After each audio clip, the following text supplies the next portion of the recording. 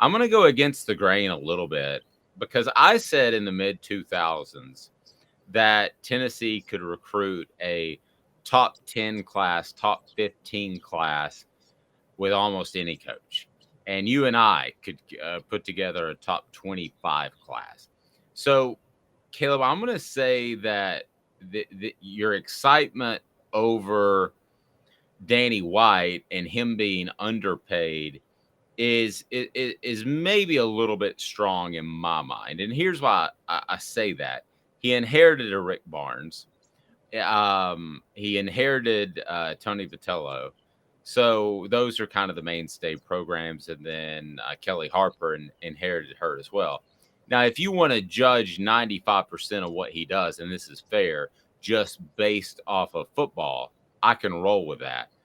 But I believe there are I think there are more ADs actually that could have success at Tennessee given the facilities and the support than there are necessarily football coaches that could win at the championship level. But it sounds like you see it flip flop. Yeah, this might be our first significant disagreement in 3 weeks doing the show full time in the new format. I 1000% disagree. And I say that because I agree we could fall out of bed and get a top 25 class at Tennessee. I don't think it's that easy to get a top 10 class at Tennessee.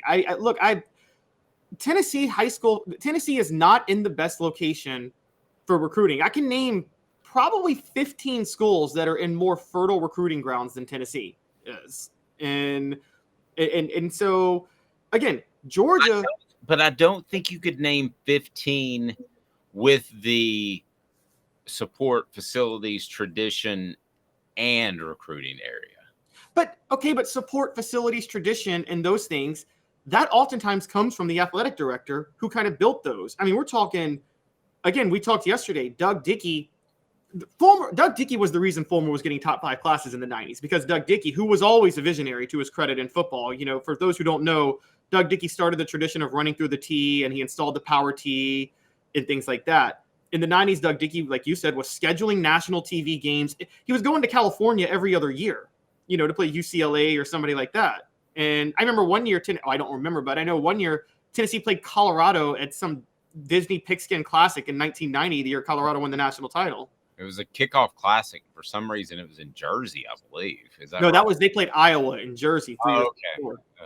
But yeah, so Doug Dickey was going to the East Coast, to the West Coast, going to the Midwest. He was trying his best to go all over the country and put Tennessee on national TV, made sure Tennessee had a 100,000-seat stadium. Facility started to get ahead of the curve. That's why Tennessee recruited well. I think what happened in the mid-2000s up until the 2010s is Tennessee, particularly under Mike Hamilton and definitely under Dave Hart, rested on those laurels and didn't realize that a lot of schools had caught up on facilities. Tennessee's not the only school in the SEC with a 100,000-seat stadium anymore. You can't sell that. Texas A&M can sell that. Georgia can sell that. Alabama can sell that. LSU can sell that now. And so you lose that edge. With SEC TV contracts, recruiting budgets all inflate because, as you know, Dave, once the SEC signed that CBS deal in, I guess, 96, and the money gets dispersed evenly, a lot of other schools were able to put more money into some of these things and catch up with Tennessee on what they were doing. I think what you needed was an athletic director who was going to say, okay, how can we get further ahead of the curve? Smoky Mountain Red just said, I think Tennessee can recruit itself. Dooley had a 14th ranked class. Smoky Mountain Red, you make my point. You can get a top 25 class at Tennessee. You can't necessarily anybody get a top 10 class. I would be curious in your thoughts on Danny White. If you're that high on him, good morning, Chuck. If you're that high on him, what separates him from the pack? Because he's top 8 nationally. He's top in the SEC as far as pay, $2.2 million.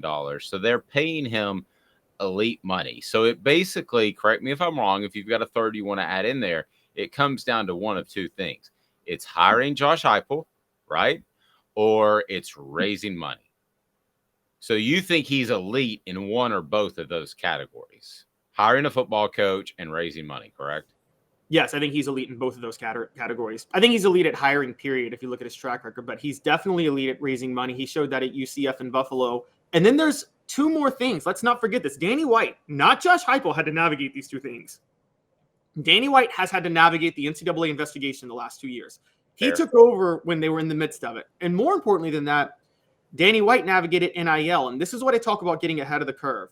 I said 5 years ago, I think Tennessee's best way to get elite again is to get out ahead of the curve and just become the Yankees or the Red Sox and just get out in front of paying players. Danny White got that, and he got out in front of it. Tennessee has the largest NIL collective in all of college football right now. Number one, Spire Sports is number one. And it's actually, from what I've read, there's the 2 through 5 is not really close to Tennessee at number one. More importantly, it's competent. As we know, Florida was top 5, but Florida can't pay players what they're promising. So I think Danny White, I think that's all Danny White. And I said this yesterday at Off the Hook Sports. I'm making a bold prediction. I think UCF might be the top dog school in Florida in 20 years because of what Danny White did there. He made Buffalo. I think you might see Buffalo work its way into maybe joining the ACC or some Power 5 school in 20 years because of what Danny White did up there. I'm very, very – Buffalo now is seen as the state school in New York because it is the state school, but, it's called University of Buffalo, so it's a little confusing. Right. But he really created a New York identity up there. I think Danny White is very ahead of the curve. And he said what I've been waiting for someone to say at Tennessee for 20 years. I'm sorry, I'm so sick of people talking about the old traditions at Tennessee because even though those are important and those matter, what people don't understand is when Tennessee was always at its best, it's because they were the ones starting new traditions and new things and breaking the mold. They were the second school to integrate in the SEC, the first school to embrace Title IX. And Danny White was finally the one to say Tennessee's tradition is breaking tradition. That's when they're at their best. Their tradition is doing unique things and thinking outside the box. Well, your problem with the Buffalo thing in particular, maybe UCF, is I think we're really close to having a Power 2 instead of a Power 5. I think we're going to have a super conference, and then everybody gets left out, including Vanderbilt, which is good because when bad things happen with the Commodores, that's good for life in general. Smoky Mountain Red said Butch even got a 7th ranked class. Forget about that class. I just think we have horrible coaches that skewed the ranking for Tennessee, but time will tell. Yes, Butch Jones, let's remember this. Take this in context. Whenever we talk about his recruiting rankings, here is a guy who would call in some of the guys that set the rankings or have influence and yell and scream at them if a guy was a 3-star instead of a 4-star. So let's keep that in mind. He played the politics game in recruiting. I doubt very seriously that Josh Heupel has called one dude and said, hey, it would be really nice if Ethan Davis was a 5-star instead of a 4-star. I seriously doubt that happened. Now, I know that a couple of guys were bumped recently, and one was Nico. The reason they were bumped, I'm just going to go ahead and tell you, is because they were bumped by On3, which one of their biggest team sites is the Tennessee site, which would be VolQuest. So they're going to do them favors to make them look bigger and better and make their fans happier. And that's fine. I get it. And I don't really have a problem with that. Just that's information that you may not know. So those guys are going to be boosted up. I don't know the other big On3 schools, but I'm sure there are some. I know Rivals tends to look out for Texas A&M because that's one of their biggest sites. And you could go on down through the list. So I don't believe that Josh Heupel is playing the politics game when it comes to recruiting. So whenever we talk about Butch Jones, you have to remember that is a factor in his recruiting rankings. Were they good? Yeah, they were pretty good. Were they inflated? Yes, they were very inflated.